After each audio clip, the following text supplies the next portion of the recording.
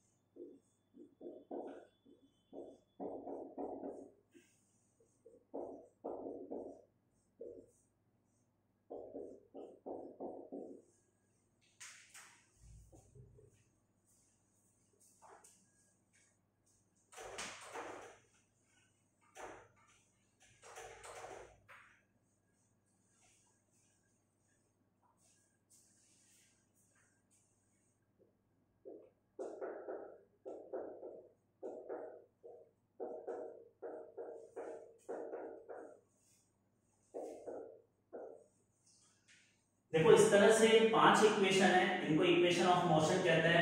अब इसमें u का मतलब क्या है? Initial velocity. इनिशियल वेलोसिटी का मतलब क्या होता है?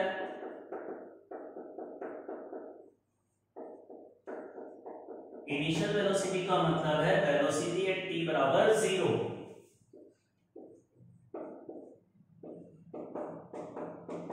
इनिशियल वेलोसिटी का मतलब है वेलोसिटी एट t बराबर 0। v का मतलब फाइनल वेलोसिटी और velocity after time t। a का मतलब एक्सेलरेशन है और स्मॉल t का मतलब टाइम है। s का मतलब क्या है? डिस्प्लेसमेंट। s का मतलब क्या है? डिस्प्लेसमेंट। अब डिस्प्लेसमेंट और डिस्टेंस कभी कभी तो बराबर होती है, कभी बराबर नहीं होती। तो यहां ये ध्यान रखना, ये डिस्प्लेसमेंट है। अगर किसी क्वेश्चन में डिस्टेंस निकालना हो तो ये इक्वेशन लगा तो सकते हैं, लेकिन उसमें ध्यान रखना क्या डिस्टेंस और डिस्प्लेसमेंट सेम है, तभी हम इस कांसेप्ट से सॉल्व कर सकते हैं। तो ये s का मतलब डिस्प्लेसमेंट हो गया। अब यहां एक और, ये जनरली आपने 3 इक्वेशंस तो पढ़ी है और ये 5th नंबर की भी इक्वेशन पढ़ी है, बट ये इक्वेशन 4th इक्वेशन भी बहुत इंपॉर्टेंट होती है। डिस्प्लेसमेंट इज इक्वल टू होता है एवरेज वेलोसिटी इनटू टाइम और average velocity u plus v divided by 2 होती है। जो एवरेज वेलोसिटी है इनिशियल और फाइनल वेलोसिटी डिवाइडेड बाय 2 के बराबर होती है। लेकिन ये कांसेप्ट एवरेज वेलोसिटी हम इसके बराबर तभी लिख सकते हैं जब एक्सेलरेशन कांस्टेंट हो। तो किसी भी क्वेश्चन में अगर एवरेज वेलोसिटी निकालनी है तो ये वाला फॉर्मूला तभी एप्लीकेबल होगा जब एक्सेलरेशन कांस्टेंट होगा।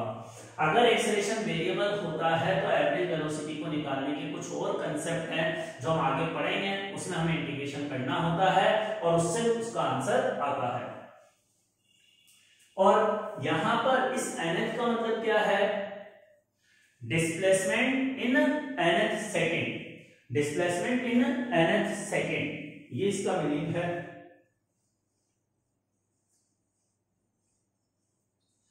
देखो अगर इस इक्वेशन में t बराबर, जैसे मैं 5 रखूंगा, t बराबर 5 रखता हूं, तो इससे जो डिस्प्लेसमेंट मिलेगा वो कौन सा मिलेगा, 0 से 5 सेकंड तक पार्टिकल का जो डिस्प्लेसमेंट हुआ वो इससे मिलेगा। लेकिन अगर इसमें n की वैल्यू 5 रखी, n बराबर अगर इसमें 5 रखता हूं, तो जो डिस्प्लेसमेंट मिलेगा वो कहां से कहां तक का मिलेगा। अगर इस इक्वेशन में n बराबर 5 रखता हूं, तो जो डिस्प्लेसमेंट मिलेगा वो 5th सेकंड में कितना डिस्प्लेसमेंट हुआ वो मिलेगा। इसका मतलब क्या हुआ,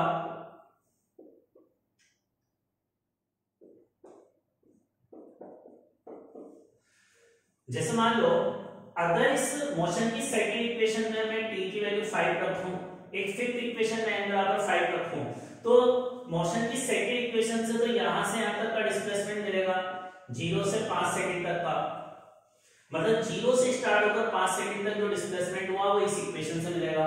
लेकिन अगर इसमें n बराबर 5 रखूंगा, यहाँ n की जगह t भी लिख सकते हैं, तो t बराबर अगर इसमें 5 रखकर आंसर निकालूंगा तो 5th सेकंड में डिस्प्लेसमेंट मिलेगा, और 5th सेकंड का मतलब होता है 4 सेकंड खत्म होने के बाद 5th सेकंड स्टार्ट होता है, यहां से यहां तक का डिस्प्लेसमेंट इस इक्वेशन से मिलेगा। s nth का मतलब यह है, और यह s का मतलब है।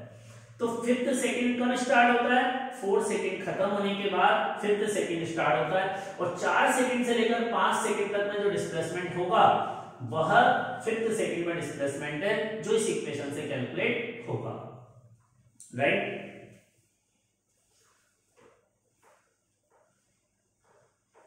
तो ये हमारे पास मोशन की कुछ इक्वेशंस थी। अब इन पर बेस्ड कुछ क्वेश्चंस हम करते हैं।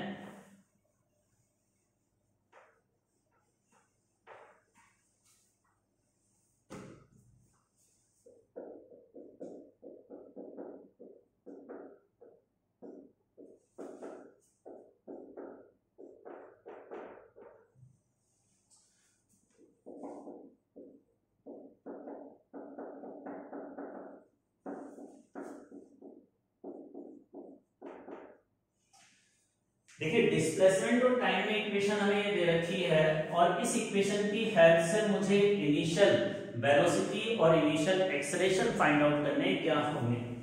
Calculate initial velocity and initial acceleration.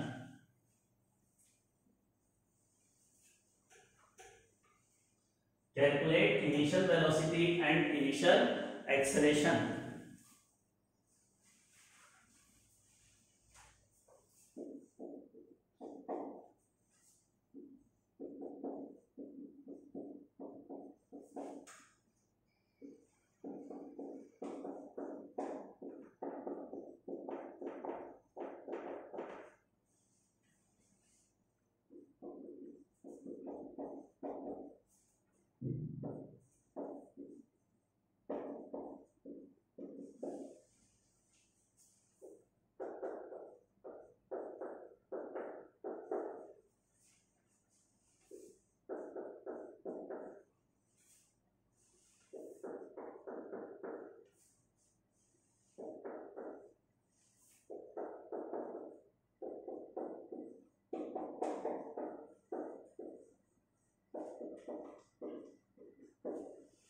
अब देखो इस क्वेश्चन को हमने कैसे सॉल्व किया।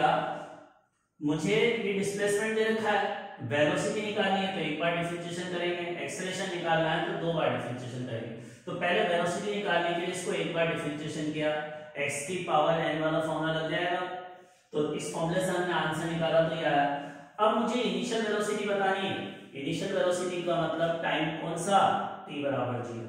इनिशियल का मतलब होता है t बराबर 0 टाइम को इनिशियल टाइम कहते हैं। तो इसमें जो वेलोसिटी का एक्सप्रेशन, वेलोसिटी टाइम पर डिपेंडेंट है, इसमें t की अलग-अलग वैल्यू के लिए वेलोसिटी अलग-अलग आएगी, और इनिशियल वेलोसिटी का मतलब t बराबर 0 पर वेलोसिटी निकालनी है। तो इसमें t बराबर 0 रखकर सॉल्व किया तो 1 आ गया। इसी तरह से ये जो वेलोसिटी है इसको एक बार और हम डिफरेंशिएट करेंगे। एक्सेलरेशन का फॉर्मूला dv/dt होता है, तो ये जो वेलोसिटी का एक्सप्रेशन है इसको एक बार और डिफरेंशिएट करते हैं हम। अब इसको एक बार डिफरेंशिएट करेंगे तो ये 3 × 3 9 और t² का डिफरेंशिएशन 2t के बराबर, ऐसे आगे का। अब इनिशियल एक्सेलरेशन निकालना है, तो ये एक्सेलरेशन भी वेरिएबल है, इसके एक्सप्रेशन में टाइम आ रहा है, ये एक्सेलरेशन कांस्टेंट नहीं है, तो अलग अलग टाइम पर अलग अलग होगा। और मुझसे पूछा है क्वेश्चन में इनिशियल एक्सेलरेशन, तो इस इक्वेशन में t बराबर 0 रख देंगे, तो t बराबर 0 रखने तो ये पूरी टर्म 0 हो गई और बचा -4, तो ये इस क्वेश्चन का आंसर हो गया।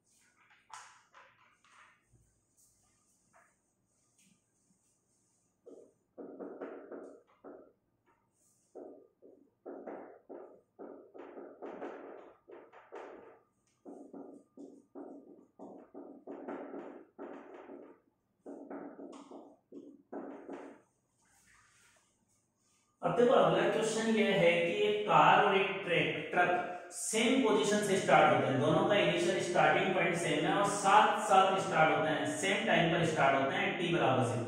A car and truck are moving, start its motion from rest, start their motion from same position at same time.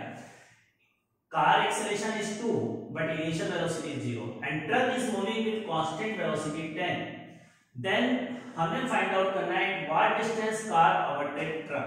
देखो कार की वेलोसिटी शुरू में 0 है, लेकिन कार की वेलोसिटी बढ़ती जाएगी और ट्रक की वेलोसिटी कांस्टेंट है, तो ट्रक कांस्टेंट वेलोसिटी से मूव करेगा, कार जो है एक्सेलरेट हो रही है, तो थोड़ी देर के बाद कार ट्रक को ओवरटेक कर लेगी। तो कितनी डिस्टेंस चलने के बाद कार ट्रक को ओवरटेक करेगी, यह हमें बताना है। Question clear? वो डिस्टेंस बतानी है जब कार ट्रक को ओवरटेक कर लेगी।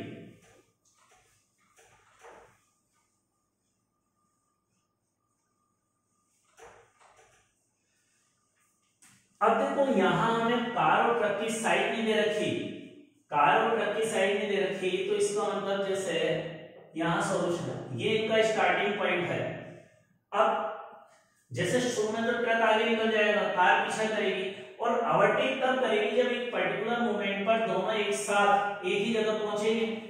तो मान लेते हैं x डिस्टेंस चलने के बाद कार ने ओवरटेक किया, तो x डिस्टेंस को चलने में टाइम t लगा, तो a से b तक पहुंचने में कार को भी t टाइम लगेगा और ट्रक भी a से b तक पहुंचने में टाइम t लेगा, ट्रक भी a से b तक पहुंचने में टाइम t लेगा। अब इसका आंसर निकालने के लिए कार के लिए हम मोशन की इक्वेशन लगाएं, कार का एक्सेलरेशन है तो इसके लिए कार के लिए मोशन की सेकंड इक्वेशन लगा देते हैं, s बराबर ut plus half at square. अब देखो मोशन की सेकंड इक्वेशन क्यों लगाई, क्योंकि यहां बी पॉइंट पर पहुंचने पर कार की वेलोसिटी मुझे पता नहीं है, तो वेलोसिटी एक अननोन टर्म हो जाएगी, टाइम भी अननोन टर्म है, तो एक से ज्यादा टर्म होगी तो सॉल्व भी कर पाएंगे। ठीक है, अब कार का डिस्टेंस x, कार की इनिशियल वेलोसिटी 0 है तो ये पूरी टर्म 0, हाफ कार का एक्सेलरेशन कितना दे रखा है 2 into t स्क्वायर, ये एक इक्वेशन बन गई हमारे पास।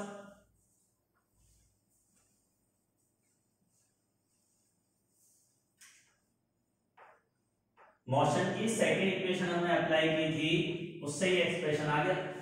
अब ट्रक पर देखो, ट्रक की वेलोसिटी 10 कांस्टेंट दे रखी है, इसका मतलब ट्रक का एक्सेलरेशन 0 है, और ट्रक का अगर एक्सेलरेशन जिसकी वेलोसिटी कांस्टेंट होती है उसके लिए ये टर्म तो 0 हो जाती है ना मोशन की इक्वेशन में, तो डिस्टेंस बराबर वेलोसिटी इनटू टाइम ही होगा इक्वेशन, डिस्टेंस बराबर वेलोसिटी इनटू टाइम। अब डिस्टेंस तो ट्रक में भी x चली और ट्रक की वेलोसिटी कितनी है कांस्टेंट 10 और टाइम t।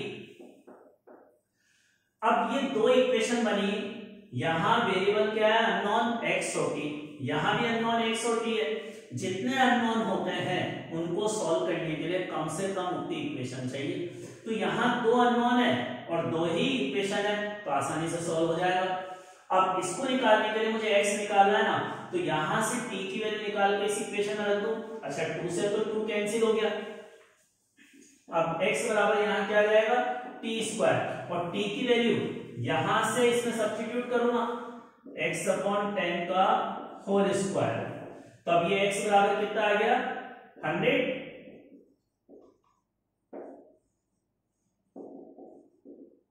तो ये इसका आंसर।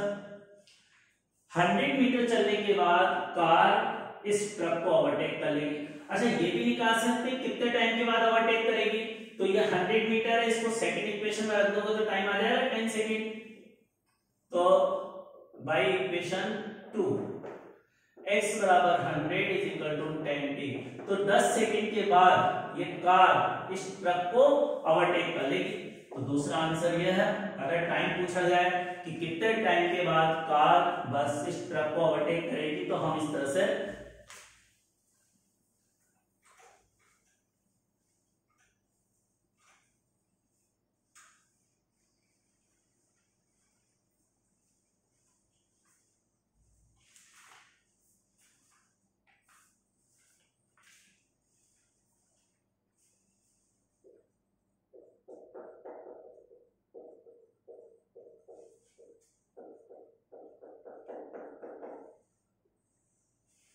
अगला टॉपिक है मोशन अंडर ग्रेविटी। अब देखो मोशन अंडर ग्रेविटी का मतलब क्या होता है बच्चों, जैसे पेन है, इसको मैं हाथ से छोड़ूंगा तो ये नीचे आता है ना, क्यों आता है, हमारी जो पूरी अर्थ है वो इस पर ग्रेविटेशन फोर्स लगाती है, और ग्रेविटेशन फोर्स लगाने के कारण इसका नीचे की तरफ एक्सेलरेशन g के बराबर होता है। ये जो पार्टिकल है इसका नीचे की तरफ एक्सेलरेशन क्या होता है, g के बराबर, और g को क्या बोलते हैं,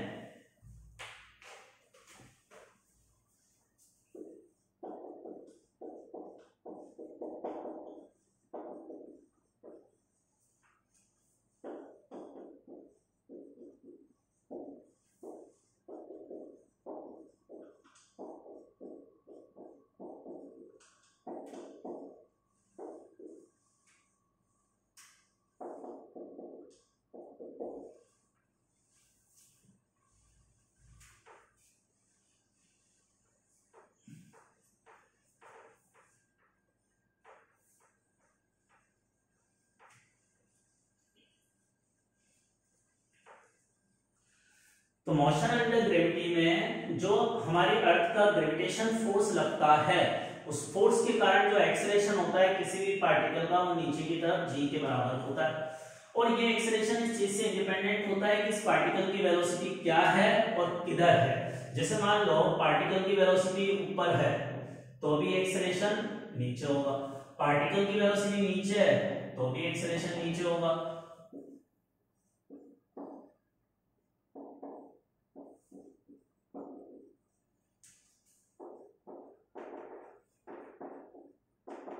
ये देखो मैंने अलग अलग केसेस के कंसीडर किए, पार्टिकल की वेलोसिटी ऊपर है एक्सेलरेशन नीचे, यहाँ वेलोसिटी नीचे है तो भी एक्सेलरेशन नीचे, यहाँ वेलोसिटी नहीं है तो भी एक्सेलरेशन नीचे, और यहाँ वेलोसिटी किसी एंगल पर है तब भी एक्सेलरेशन नीचे है।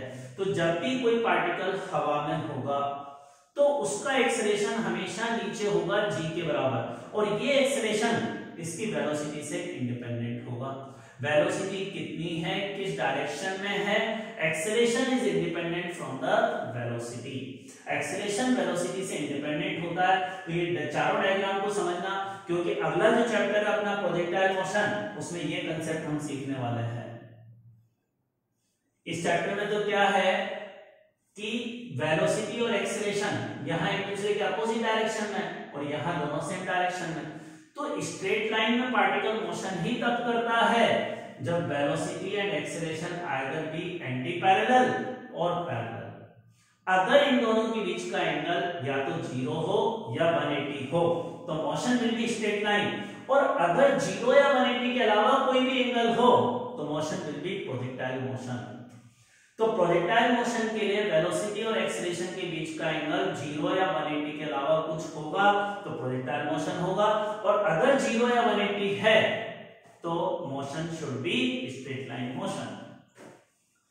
अब यहां ग्रेविटी में जब पार्टिकल जैसे मोशन कर रहा है, यहां से एक पार्टिकल को ऊपर फेंक रहा है फिर वापस नीचे आ रहा है, तो जी की वैल्यू हर जगह कांस्टेंट, तो एक्सेलरेशन कांस्टेंट है, तो मोशन अंडर ग्रेविटी की प्रॉब्लम में एक्सेलरेशन कांस्टेंट होगा, और एक्सेलरेशन कांस्टेंट है तो हम मोशन की इक्वेशन अप्लाई कर सकते हैं। तो इसके क्वेश्चंस आसान होते हैं क्योंकि इसमें इक्वेशन ऑफ मोशन लगती है, और जो भी क्वेश्चन इक्वेशन ऑफ मोशन से सॉल्व होता है इन जनरल बहुत आसान होता है क्योंकि इसमें कोई डिफरेंशिएशन इंटीग्रेशन करने की हमें रिक्वायरमेंट नहीं होती।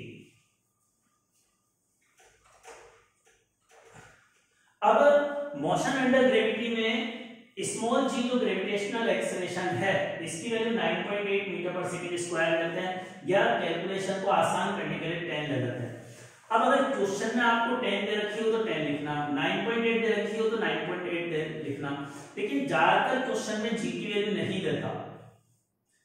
अब जी की वैल्यू नहीं देता तो मेरी एडवाइस तो ये रहती है फर्स्ट कि जी की वैल्यू 10 रखकर सॉल्व करो, क्योंकि 10 से कैलकुलेशन आसान हो जाती है, 10 से कैलकुलेशन आसान हो जाती है, और अगर नियर बाई वैल्यू आ रही हो तो इसका मतलब समझ लो कि जी की वैल्यू 10 नहीं 9.8 नहीं थी। तो इस तरह से थोड़ा सा आपको हैबिट जब प्रैक्टिस करोगे तो उससे समझ में आएगा कि किस तरह की वैल्यू लेनी चाहिए।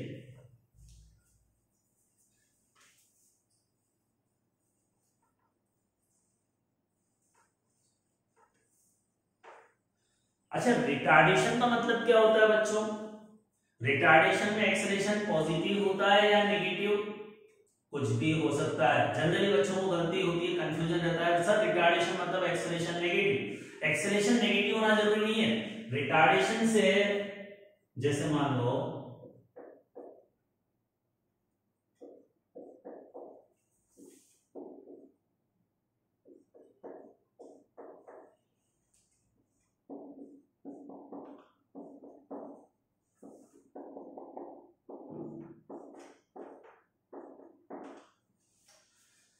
अभी मैंने 4 डायग्राम बनाया, ये बताओ बच्चों इनमें से कौन कौन से केस में पार्टिकल की वेलोसिटी टाइम के साथ घट रही होगी?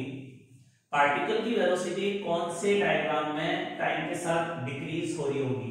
तो देखो, जब वेलोसिटी टाइम के साथ डिक्रीज होती है तो उस मोशन को हम बोलते हैं रिटार्डेशन, और अगर वेलोसिटी टाइम के साथ बढ़े तो उसको बोलते हैं एक्सेलरेटेड मोशन। तो यहां वेलोसिटी टाइम के साथ कब बढ़ती है, टाइम के साथ कब इंक्रीज होती है? जब एक्सेलरेशन और वेलोसिटी एक दूसरे के पैरेलल हो, दोनों का डायरेक्शन सेम हो। यहां दोनों का डायरेक्शन सेम है, यहां भी दोनों का डायरेक्शन सेम है, तो फर्स्ट सेकंड डायग्राम में वेलोसिटी टाइम के साथ इंक्रीज हो रही होगी, और थर्ड और फोर्थ डायग्राम में टाइम के साथ वेलोसिटी डिक्रीज हो रही होगी।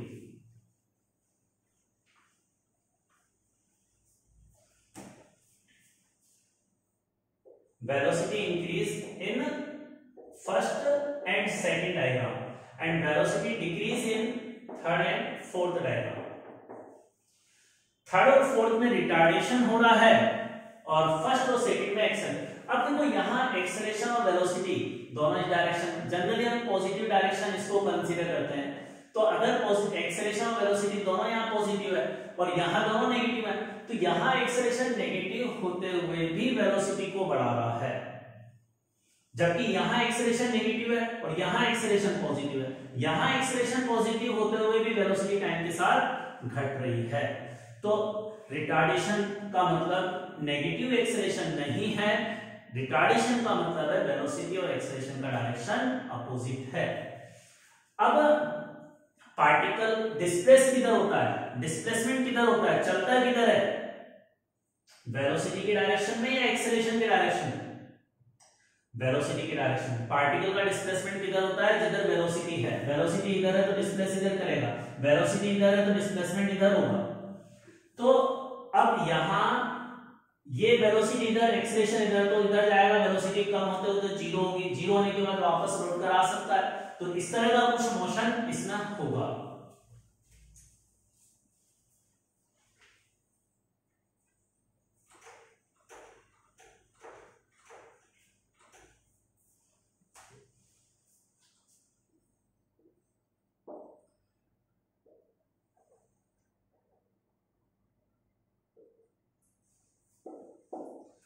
अब देखो किसी पार्टिकल को, किसी पत्थर को हम ऐसे ऊपर उछालते हैं तो इसका मतलब होता है ऊपर मैंने इसको इनिशियल वेलोसिटी u दी। अब ये ऊपर जा रहा है, जब ऊपर जाएगा तो इसका एक्सेलरेशन नीचे होगा ना g, और एक्सेलरेशन वेलोसिटी अपोजिट डायरेक्शन में तो वेलोसिटी को घटाएगा, तो ऊपर जाते समय इसकी वेलोसिटी घटेगी और घटते घटते कहीं जाकर जीरो होगी। मान लो यहाँ जीरो होगी वेलोसिटी। अब यहाँ वेलोसिटी जीरो है लेकिन यहाँ एक्सेलरेशन तो नीचे ही है g के बराबर। एक्सेलरेशन वेलोसिटी से इंडिपेंडेंट होता है, तो ये पार्टिकल ऊपर जा रहा है, ऊपर जाता है तो वेलोसिटी घटी, घटते घटते जहां जीरो होगी, जहां वेलोसिटी एक मोमेंट के लिए जीरो होगी वहां से यू टर्न लेकर वापस लौट कर आएगा नीचे।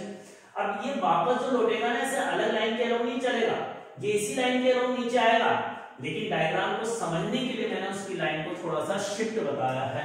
तो यहाँ वेलोसिटी जीरो होगी। अब वेलोसिटी जीरो है तो एक्सेलरेशन नीचे है, तो ये वेलोसिटी को नीचे की तरफ बढ़ाएगा।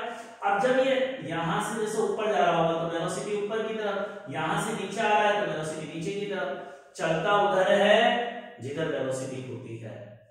एक्सेलरेशन कहीं भी हो तो इसकी वेलोसिटी यहां से नीचे आने पर नीचे की तरफ बढ़ रही है, तो नीचे की तरफ डिस्प्लेस हो रहा है। अब वापस जहां से फेंका था उसी हाइट पर आ जाएगा तो इसकी वेलोसिटी सेम हो जाएगी in magnitude, but direction opposite होगा। ऊपर जाते समय वेलोसिटी u थी, वापस उसी जगह आया तो इसकी वेलोसिटी u हो गई। यहां हम ये अज्यूम करके चल रहे हैं कि ये ऊपर नीचे जब जा रहा है तो हवा का कोई रेजिस्टेंस फोर्स नहीं लग रहा, और जनरल क्वेश्चन में हम एयर रेजिस्टेंस को नेग्लेक्ट करेंगे। एयर रेजिस्टेंस अगर कंसीडर करते हैं तो यहां और यहां वेलोसिटी का मैग्नीट्यूड सेम नहीं होता, वो हम बाद में डिस्कस करेंगे। तो अब इंपॉर्टेंट रिजल्ट एक यह है, सेम हाइट पर वेलोसिटी का मैग्नीट्यूड, अब ये जैसे सेम हाइट, ऊपर जाते समय यहाँ वेलोसिटी v थी तो नीचे आते समय इसी हाइट पर वेलोसिटी भी सेम होगी इन मैग्नीट्यूड। तो लिखो एक result, at same height magnitude of velocity are same in upward और and downward journey. Upward and downward journey में सेम हाइट पर वेलोसिटी का मैग्नीट्यूड सेम होता है, डायरेक्शन अपोजिट होता है। तो अब देखो यहां से ये उधर ऊपर की तरफ डिस्प्लेस हुआ, यहां मैक्सिमम हाइट पर गया ना, इसको मैक्सिमम हाइट बोलते हैं और इसको कैपिटल H के सिंबल से हम डिनोट करते हैं। तो कैपिटल H जो है इसका नाम है मैक्सिमम हाइट। कैपिटल H का मतलब लिखो मैक्सिमम हाइट। जनरली क्वेश्चन पूछा जाता है कि मैक्सिमम हाइट कितनी जाएगा है, तो वो हम मैक्सिमम हाइट, अब मैक्सिमम हाइट का फॉर्मूला होता है u स्क्वायर अपॉन 2g। अभी इसका डेरिवेशन हम डिस्कस करेंगे। और a से b तक जा रहा है तो ऊपर की तरफ राइज कर रहा है, a से b तक जाने के टाइम को बोल लेंगे टाइम ऑफ असेंडिंग। a से b तक के टाइम को time of ascending t a के सिंबल से डिनोट करेंगे, और ये आता है u by g। और वापस रिटर्निंग का टाइम b से, इस वाले पॉइंट पर जब आ गया वापस रिटर्निंग में c पॉइंट बोलता हूं, तो b से c तक के टाइम को बोलेंगे टाइम ऑफ डिसेंडिंग, और ये भी u by g होता है। तो असेंडिंग और डिसेंडिंग का टाइम बराबर होता है, असेंडिंग और डिसेंडिंग का टाइम इक्वल होता है।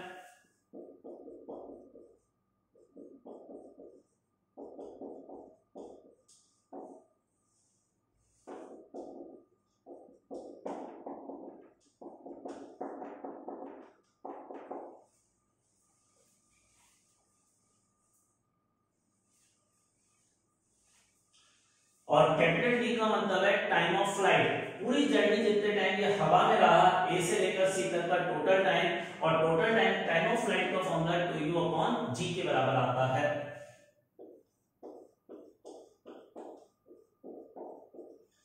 ये मेरा व्हाट्सएप नंबर है, इस नंबर पर आप कांटेक्ट करके मुझसे डाउट पूछ सकते हैं। आज के लिए यही बहुत है, थैंक यू।